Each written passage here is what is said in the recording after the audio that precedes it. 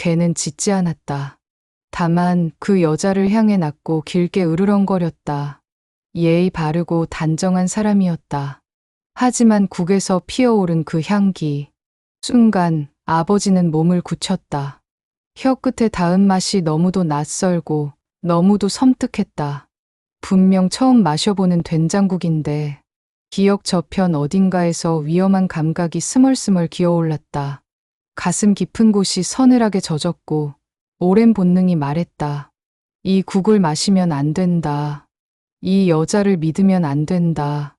그 순간 아버지는 숟가락을 내려놓고 조용히 떨기 시작했다. 그날 아버지는 걔가 보던 그 시선을 따라가기 시작했습니다. 지금부터 그날의 이야기를 시작합니다. 해가 기울며 마당의 그림자가 길어졌습니다. 감나무 그늘 아래 몽실이는 하루 종일 자리를 떠나지 않았어요. 온몸을 땅에 붙이고 눈은 집 안을 향해 고정되어 있었습니다. 그 눈동자, 무언가를 기억하는 듯한 오래된 울림이 담겨 있었어요. 대문 밖에서 들려오는 엔진 소리에 저는 느리게 몸을 일으켰습니다. 그 감각, 봉식은 싫지 않았어요. 누군가 이 집을 찾아온다는 것. 그건 여전히 사람이라는 증거 같았으니까요. 아버지, 진우의 목소리였습니다. 여전히 똑 부러진 회사 일에 단련된 말투였어요. 왔냐? 오느라 고생했지. 봉식은 현관까지 나가며 웃었어요. 그 옆에는 여자가 서 있었습니다. 차분한 눈매, 다문 입술, 하얀 블라우스. 단정하고 단단해 보였어요. 처음 인사드려요. 수민이에요. 진우랑은 한 6개월 정도 됐어요. 목소리는 부드러웠습니다. 정확히는 조율된 부드러움이었어요. 봉식은 그런 말투를 수없이 들어봤습니다. 수사받는 도중 경찰서 복도에서 가해자와 피해자의 입에서. 그랬구나. 봉식은 고개를 끄덕였어요. 몽실이가 그녀를 보는 순간 귀가 번쩍 섰습니다. 녀석은 소리 없이 일어나 수민을 향해 다가가더니 문 앞 몇 걸음 거리에서 멈춰 섰어요. 숨을 들이마시고 코를 킁킁. 다리를 한번 굽히고 입꼬리를 역게 벌린 채 낮게 길게 으르렁거렸습니다. 봉식은 순간 심장이 쿵 내려앉는 걸 느꼈어요. 수민이 억지 미소를 지었습니다. 강아지 저 싫어하나 봐요. 진우가 다급하게 말했어요. 몽샤, 얘 왜 이래? 수민이야, 괜찮은 사람이야. 몽실이는 눈을 떼지 않았습니다. 짖지는 않았어요. 다만 숨소리가 누군가에게 경고하는 짐승처럼 울렸습니다. 해가 지고 집 안에 어둠이 들어찼어요. 마루에 앉아 수민이 도시락에서 음식을 꺼내는 모습을 지켜봤습니다. 조심스럽고 정성스러웠어요. 청국장, 마늘종, 멸치볶음. 어디 하나 모난 데 없는 구성이었습니다. 그런데 그 청국장의 향이 낯설지 않았어요. 아주 오래전 사건 현장에서 만난 어떤 여자의 도시락 냄새. 거기서도 이런 된장 냄새가 났었습니다. 봉식은 한 숟갈 떴어요. 혀끝에 머무는 순간 기억이 저편에서 고개를 들었습니다.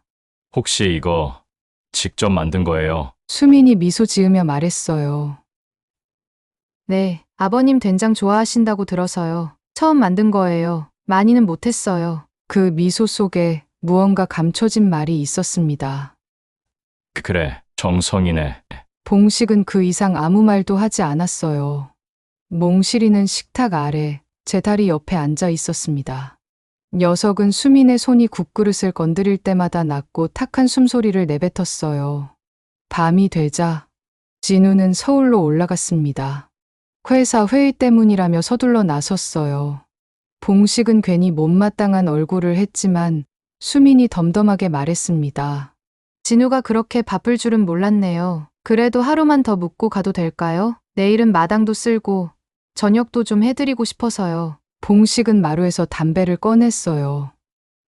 그래, 뭐 자고 간다고 손해보는 것도 없지. 수민이 방 정리를 하겠다며 안으로 들어갔습니다. 봉식은 그 모습 뒤로 몽실이를 바라봤어요. 녀석은 어느새 수민이 들어간 방문 앞에서 꼼짝 않고 앉아 있었습니다. 귀를 바짝 세우고 앞발은 바닥을 긁었어요. 낑 하고 짧은 소리가 났습니다. 몽샤, 너 뭔가 안다. 그렇지. 녀석은 저를 잠시 바라보다가 다시 방문 쪽으로 시선을 돌렸어요. 그 순간 봉식은 안에서 어떤 촉이 작동하기 시작했습니다. 말도 안 되는 이야기, 논리도 근거도 없었어요. 하지만 그는 평생 그 촉 하나로 살아남았습니다. 밤중 봉식은 거실 구석에서 오래된 수첩 하나를 꺼냈어요. 30년 형사 생활 중 기록해둔 사건 메모장이었습니다.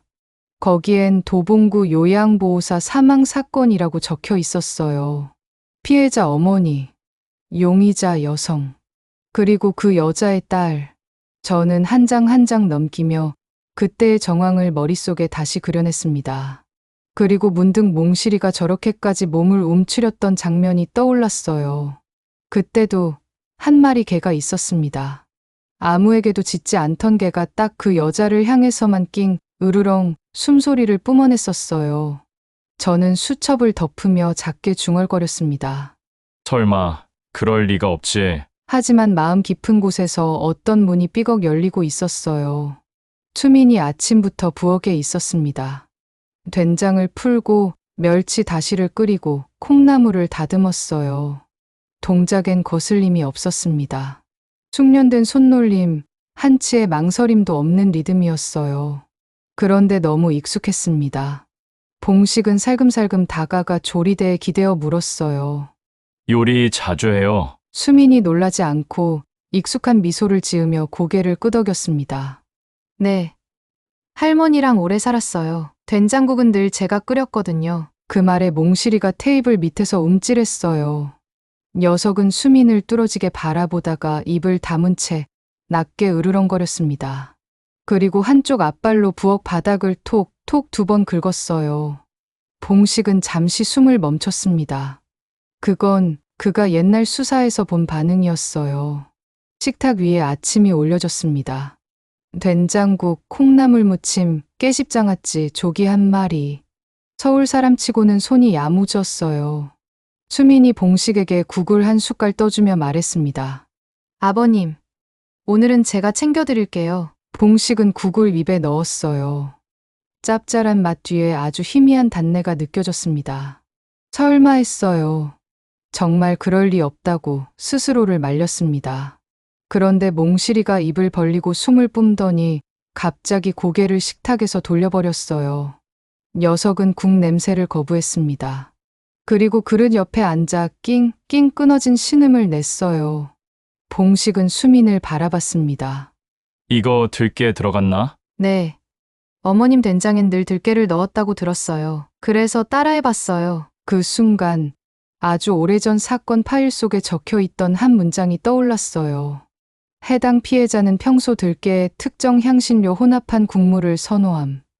딸은 조리 가능. 약물 혼입 가능성 높음. 손끝이 저릿했습니다. 입 안이 메말랐어요. 봉식은 일부러 수민의 눈을 피하지 않고 응시하며 말했습니다. 이 냄새 누구한테 배운 거예요? 수민이 웃음을 지우지 않았어요. 그냥요. 어릴 때부터 익숙해서요. 하지만 그 미소 아래로 희미한 혀끝 씹는 습관이 드러났습니다. 봉식은 그 습관을 알았어요. 거짓말을 준비하는 사람의 입술 움직임이었어요. 그날 오후 수민이 뒷마당을 쓸고 있었습니다. 몽실이는 다시 수민을 따라가다 멈췄고 마당 한복판에 가만히 앉아 몸을 낮췄어요. 녀석은 그 상태로 수민의 등을 응시하며 낮게 으르렁거렸습니다. 다시 낑낑. 앞발로 마당을 긁었어요. 봉식은 마루 끝에 앉아 주머니에서 꺼낸 수첩을 펼쳤습니다. 도봉구 요양보호사 사건. 그해 겨울. 희귀성 약물 검출. 범인은 특정되지 않음. 딸 존재 기록 있음. 봉식은 볼펜으로 이름 한 줄을 다시 써보았어요. 피해자 윤영자, 딸 윤수, 숨이 턱 막혔습니다. 수민. 그날 밤 수민이 샤워를 마치고 방 안으로 들어갔어요. 진우는 서울로 올라가 있었고 집에는 봉식, 수민, 몽실이 뿐이었습니다. 식탁 위에는 홍삼 스틱 하나가 놓여 있었어요. 수민이 말했습니다. 아버님, 요즘은 이런 게 좋아요. 진우도 먹이고 있거든요. 봉식은 그걸 조용히 들어 올렸어요. 검붉은 액체. 비닐을 살짝 열어 냄새를 맡았습니다. 어디선가 맡아본 향기였어요. 그 순간 몽실이가 테이블 밑에서 목을 길게 빼고 으르렁거렸습니다. 얘가 왜 이러죠? 수민이 당황한 듯 손을 뻗었어요. 몽실이는 입을 벌리고 숨을 고르더니 갑자기 컹 하고 짖었습니다. 단 한 번, 단호하게. 수민의 손이 멈췄어요. 봉식의 심장도 그 순간 툭 하고 내려앉았습니다. 봉식은 아무 말 없이 홍삼 스틱을 옆에 내려놓았어요. 고맙네. 근데 나 이런 건 체질이 좀 안 맞아서. 수민이 미소를 지었지만 그 눈은 흔들렸어요. 처음으로 예상하지 못한 반응을 마주한 얼굴이었습니다. 몽실이는 수민의 다리 옆에 바짝 다가가 입을 다문 채 가느다란 숨을 땅 쪽으로 뿜고 있었어요. 새벽 2시. 봉식은 마루에서 수첩을 펼쳐들고 앉아 있었습니다. 손가락이 자꾸 떨렸어요. 봉식아, 너 지금 뭘 하고 있는 거냐? 이게 진짜 그때 그 애냐? 그럴 리 없잖아. 하지만 그럴 수도 있었어요. 몽실이가 오늘 딱 한 번 짖었습니다. 봉식은 그 한 번의 짖음이 이 집에서 꺼내야 할 가장 오래된 진실이라는 생각이 들었어요. 비가 내렸습니다. 장맛비처럼 쏟아지진 않았지만 마당은 눅눅했고 감잎은 무거웠어요. 봉식은 새벽녘까지 잠을 이루지 못하고 담배를 2갭이나 태웠습니다. 수민이 아침 일찍 일어났어요. 묵은지 국을 끓이며 흥얼거리는 소리가 부엌 쪽에서 들려왔습니다. 낯설게 밝은 목소리였어요. 어제의 미소보다 더 깊고 더 달콤한 소리였습니다. 봉식은 거실 끝에서 몰래 그녀를 지켜봤어요. 그녀는 찻잔을 꺼내며 무언가를 주머니에서 꺼내어 조심스럽게 풀고 있었습니다. 그 순간 몽실이가 마당 유리창 앞에 다가가 입을 다문 채 으르르르 낮게 길게 울기 시작했어요. 녀석은 입을 열지도 짖지도 않았습니다. 다만 온몸을 긴장시킨 채 그 유리창 너머 수민을 쳐다보고 있었어요. 봉식은 자리를 피하듯 마당으로 나왔습니다. 몽실아. 봉식이 낮게 부르자 녀석은 고개를 살짝 돌렸어요. 그 눈 속에는 두려움보단 경고가 담겨 있었습니다. 녀석은 감나무 아래에 앉아 앞발로 바닥을 긁더니 낑낑 작고 메마른 소리를 냈어요. 마치 말을 걸 듯. 봉식은 그 모습 앞에 한 발짝도 움직이지 못했습니다. 그 울림은 사람의 언어보다 더 분명한 기억의 징표처럼 느껴졌어요. 식사 후 수민이 말했습니다.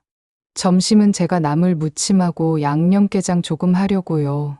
집에 직접 담근 거 있어서요. 양념게장. 그 단어에 숨이 탁 막혔어요. 사건 수첩을 다시 펼쳤습니다. 사망자, 입 주변 양념 잔류, 딸이 전날 담근 양념게장 식별됨. 봉식은 그 페이지를 3번째나 읽었어요.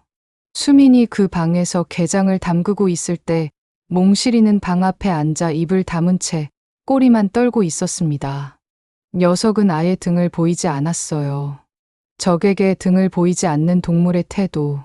봉식은 거실에서 수첩을 무릎 위에 펼친 채 몽실이와 수민을 번갈아 쳐다봤습니다. 윤수민. 그 이름을 입 밖으로 내뱉는 순간 봉식의 머리 안에 있던 무언가가 툭 부러졌어요. 그날 밤, 봉식은 일부러 술을 마신 척했습니다. 취한 듯 비틀거리며 방으로 들어가 몸을 눕혔어요. 그러나 눈은 감지 않았습니다. 마루 쪽에서 수민의 발소리가 들렸어요. 조용히, 아주 조심스럽게. 부엌 문이 열리고 수저 서랍이 닫히는 소리. 그 다음 가볍게 찻잔 하나를 꺼내는 소리. 그리고 액체가 병에서 떨어지는 뚝뚝 소리. 그 순간 몽실이가 마루 중간까지 나와 입을 길게 벌리고 숨을 고르더니 컹, 컹, 컹 맹수처럼 짖기 시작했어요. 수민이 놀라 찻잔을 떨어뜨렸습니다. 얘가 왜 이래요? 봉식은 마루로 걸어 나갔어요. 몽실이는 봉식 앞에 선 채 몸으로 수민과 봉식 사이를 막고 있었습니다. 녀석은 다시 짖지 않았어요. 다만 숨을 거칠게 몰아쉬고 있었습니다. 그 짖음 한 번으로 모든 말이 끝났다는 듯이. 수민이 당황한 표정이었어요. 찻잔 조각이 바닥에 흩어졌고 그 위로 그녀의 손이 떨리고 있었습니다. 봉식은 찻잔을 조용히 치우며 말했어요. 이 녀석 잘 짖지 않아요. 그런데 이렇게 짖는 날은 꼭 이유가 있었죠. 수민이 아무 말도 하지 못했습니다. 그저 고개를 푹 숙이고 있었어요. 밤은 깊었습니다. 봉식은 몽실이 옆에 앉았어요. 녀석은 고개를 봉식의 무릎에 얹었습니다. 너도 기억하고 있었구나. 그 사건을, 그 냄새를, 그 사람을. 눈물이 맺혔어요. 봉식이 놓쳐온 것, 그 수많은 피해자들, 그 중 하나가 이 집 안에 앉아 있었습니다. 봉식은 중얼거렸어요. 이젠 이 문을 열어야겠다. 수민이 더할 나위 없이 완벽해졌습니다. 식사는 제때, 양념은 딱 좋고 마당의 풀도 깔끔하게 정리돼 있었어요. 이 정도면 아버님께서도 절 받아주시는 거겠죠? 그녀가 웃으며 건넨 말. 그 말 끝에 뭔가 이상하게 걸렸어요. 너무 자연스럽고, 너무 예의 바르고, 너무 빨랐습니다. 진짜 사람은 그렇게까지 완벽하려 들지 않아요. 아버지, 저예요. 진우요. 저녁 무렵 진우가 영상통화를 걸어왔습니다. 수민이 괜찮죠? 좀 낯가리는 편이라. 봉식은 모니터 속 아들을 물끄러미 쳐다보다가 한참을 망설였어요. 진우야, 수민이 어머니 돌아가신 거 맞지? 진우는 고개를 갸웃했습니다. 예? 네, 맞아요. 시설에서 사고 났었다고 했어요. 시설? 요양원이요. 자세히는 저도. 그 말에서 봉식은 뭔가 크게 잘못 연결되고 있다는 확신을 느꼈어요. 수민이 할머니와 살았다고 했습니다. 하지만 진우는 요양원이라고 기억해요. 거짓말을 할 땐 서로의 기억이 다르게 남습니다. 봉식은 그걸 30년을 지켜봤어요. 그날 밤 봉식은 수첩을 다시 펼쳤습니다. 피해자 윤영자, 딸 수경, 수아 수민. 봉식은 손가락으로 이름을 짚으며 사건 연도와 수민의 나이를 계산했어요. 그때 15이었으면 지금 딱 맞는다. 몽실이는 봉식 옆에서 고개를 들고 그를 바라봤습니다. 녀석은 입을 다물고 숨만 뿜었어요. 하지만 그 숨소리는 봉식의 의심을 확신으로 바꾸는 메아리 같았습니다. 봉식은 핸드폰을 켜고 예전 동료였던 정필중 형사에게 전화를 걸었어요. 정 형사, 나야. 혹시 도봉구 그 사건 기억나나? 정필중이 목소리만으로도 봉식의 심리 상태를 알아챘습니다. 봉식이 너 또 그거 들여다보는 거야? 벌써 몇 년째냐? 그 사건은 끝났잖아. 아직 안 끝났어. 봉식은 잠시 숨을 골랐어요. 그 여자의 딸 혹시 이름 기억나? 정필중이 말이 없었습니다. 그리고 아주 천천히 말했어요. 윤, 수, 민. 머릿속에 있던 퍼즐 조각이 와르르 무너져 내렸습니다. 다음 날 아침, 수민이 유자청을 꺼내 봉식의 잔에 따라주었어요. 이거요. 밤에 드시면 속이 편해져요. 봉식은 그 유자청을 바라봤습니다. 몽실이는 테이블 밑에서 몸을 낮춘 채 고개를 봉식의 잔 쪽으로 기울였어요. 그리고 아주 짧게 흐흡 숨을 들이켰습니다. 낮은 낑낑거림. 마치 말리고 싶다는 듯한 음성. 봉식은 잔을 들어 올렸다가 다시 조용히 내려놓았어요. 지금 말인데 수민 씨. 어릴 때 요양원에서 어머니랑 같이 지냈다고 했죠? 수민의 눈빛이 찰나의 순간 흔들렸습니다. 네. 아니요. 전 어릴 때 할머니 댁에서 자랐어요. 그럼 진우가 말한 요양원은? 그녀는 멈칫했어요. 그건 제가 말을 헷갈렸나 봐요. 어머님이 잠깐 들어가 계셨을 때도 있었거든요. 그 대답은 사실관계를 바꾸려는 자의 전형적인 정리형 변명. 봉식은 30년을 그런 식의 대답을 들어왔어요. 몽실이는 그날 저녁 방문 앞에 앉아 있었습니다. 수민이 안에 있었고 녀석은 절대 눈을 떼지 않았어요. 봉식은 녀석 옆에 앉아 속삭이듯 말했습니다. 그래, 몽실아. 이제 나도 알겠어. 너한테 미안하구나. 몽실이는 고개를 돌려 봉식의 손등에 코를 댔어요. 그 감촉이 죄책감처럼 스며들었습니다. 방 안에서 작은 소리가 들렸어요. 딱 무언가 병뚜껑 여는 소리. 슥 유리잔에 액체가 흐르는 소리.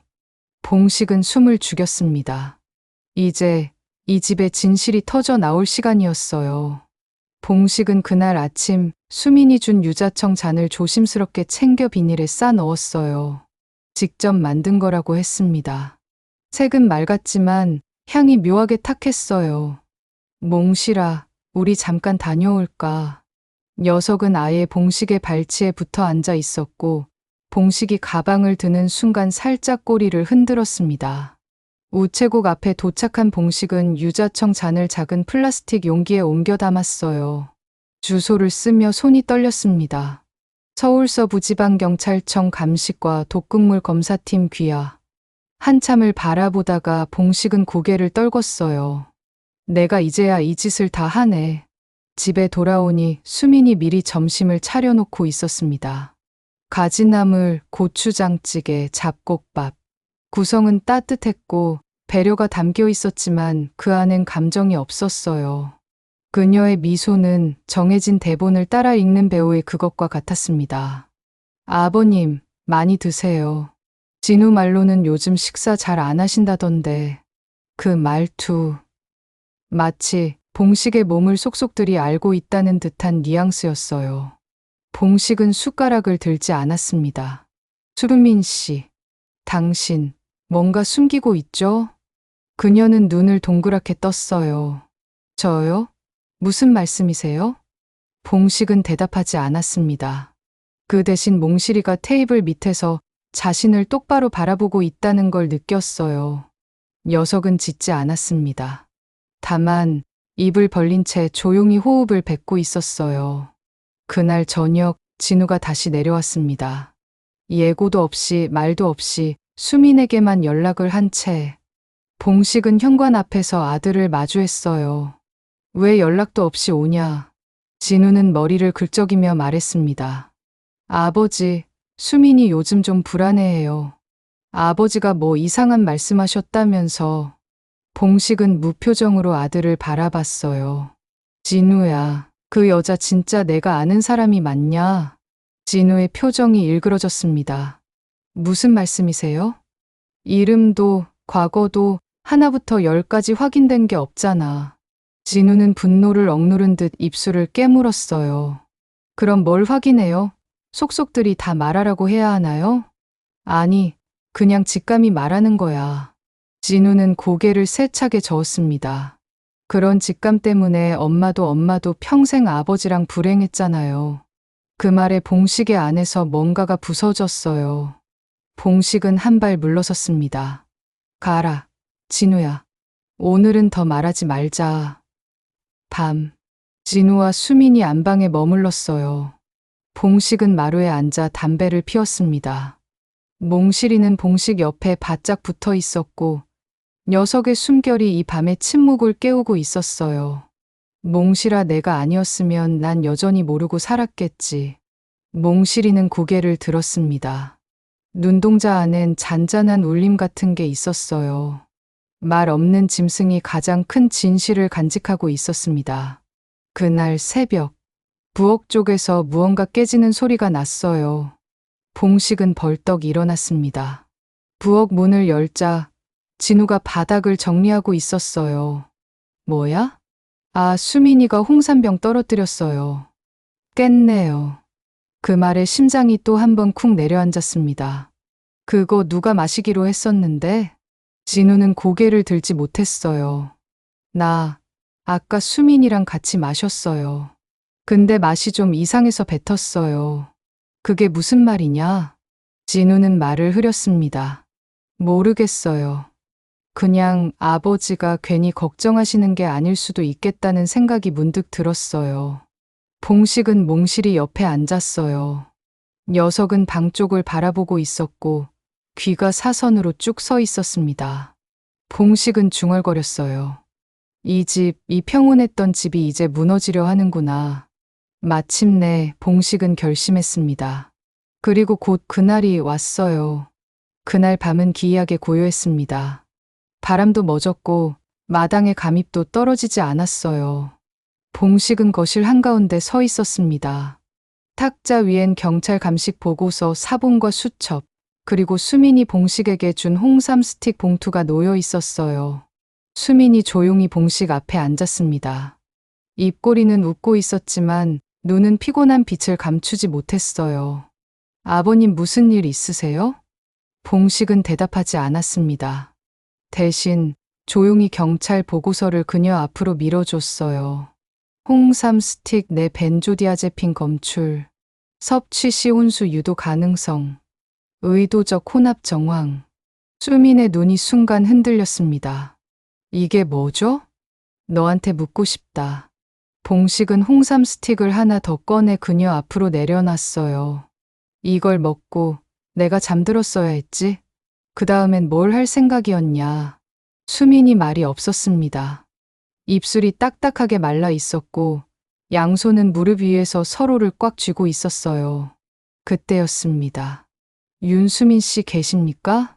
대문 밖에서 낮고 단호한 남자 목소리가 들려왔어요. 수민이 벌떡 일어섰습니다. 이게 무슨... 현관문이 열리고 형사 2명이 문턱을 넘었어요. 한 명은 감식과 소속, 다른 한 명은 강력반 배지를 차고 있었습니다. 윤수민 씨, 독극물 혼입 혐의로 동행하겠습니다. 체포영장은 이미 발부됐습니다. 안 돼요, 안 가요. 이건 오해예요. 수민이 뒤로 물러났고 봉식과 진우 사이로 달려나가려 했어요. 그 순간 몽실이가 뛰어올랐습니다. 녀석은 단번에 수민 앞을 가로막더니 컹, 컹, 컹 그동안 참아온 모든 소리로 3번 단호하게 짖었어요. 수민이 멈춰섰습니다. 얼어붙은 얼굴로 몽실이를 바라봤어요. 이 개가... 봉식은 천천히 다가가며 말했습니다. 그래, 너한테 필요한 재판장은 사람이 아니라 우리 집 개였던 거다. 진우는 수민을 외면한 채 말했어요. 이제 알겠어. 사랑이라고 믿었던 게 처음부터 날 미끼로 쓴 거였다는 거. 수민이 그제야 무너졌습니다. 주저앉은 채 울부짖었고 형사들은 조용히 그녀의 손에 수갑을 채웠어요. 수민이 순찰차에 실려 나간 뒤 봉식은 거실로 돌아와 소파에 털썩 주저앉았습니다. 진우는 창밖을 바라보다가 물었어요. 아버지, 혹시 처음부터 알았어요? 봉식은 담배를 꺼내다 말고 고개를 끄덕였습니다. 직감이었지. 근데 결정적으로 날 설득한 건 그는 몽실이를 바라보며 말했어요. 말 없는 짖음이었어. 그날 밤 몽실이는 마당 감나무 아래에 앉아 있었습니다. 짖지 않았고 으르렁도 없었어요. 다만 고개를 들어 하늘을 바라봤습니다. 그 눈 속에는 말 없는 정의와 한 인간보다 더 진실한 본능이 깃들어 있었어요. 수민이 경찰차에 실려 떠난 뒤 마당은 오랜만에 고요해졌습니다. 하지만 그건 무서운 정적이 아니라 불순한 공기가 빠져나간 뒤의 맑음이었어요. 진우는 한참 동안 현관 앞에 서 있었습니다. 그녀가 탄 차량이 멀어지는 걸 지켜보다 고개를 천천히 돌렸어요. 사람이 사람을 죽일 수 있을 거라고는 진짜 생각 못했어요. 봉식이 무겁게 대답했습니다. 사람 탈을 쓴 괴물은 늘 조용히 다가오지. 진우는 고개를 끄덕였어요. 사랑이었냐고요? 아뇨. 이건 계획이고 범죄였어요. 전 이제 미련 없습니다. 그 말은 단호했고 조금도 흔들리지 않았습니다. 아버지 앞으로 자주 내려올게요. 진짜 중요한 걸 이제야 깨달았거든요. 그 말을 들은 봉식은 말없이 고개를 끄덕였어요. 가슴속 어딘가가 조금은 덜 시렸습니다. 그날 밤 봉식은 마루 끝에 앉아 담배를 꺼냈어요. 불을 붙이려던 찰나 몽실이가 조용히 다가와 그의 무릎 위에 턱을 올렸습니다. 녀석은 짖지 않았어요. 하지만 눈빛으로 말했습니다. 그날처럼, 그 순간처럼. 그래, 내가 날 살렸구나. 사람은 거짓을 말하지만 짐승은 감정을 숨기지 않습니다. 우리가 흘려보낸 사소한 낌새는 어쩌면 누군가에겐 목숨이 걸린 경고였는지도 몰라요. 그리고 결국 진실은 짙습니다. 조용하지만 거짓을 뚫고서.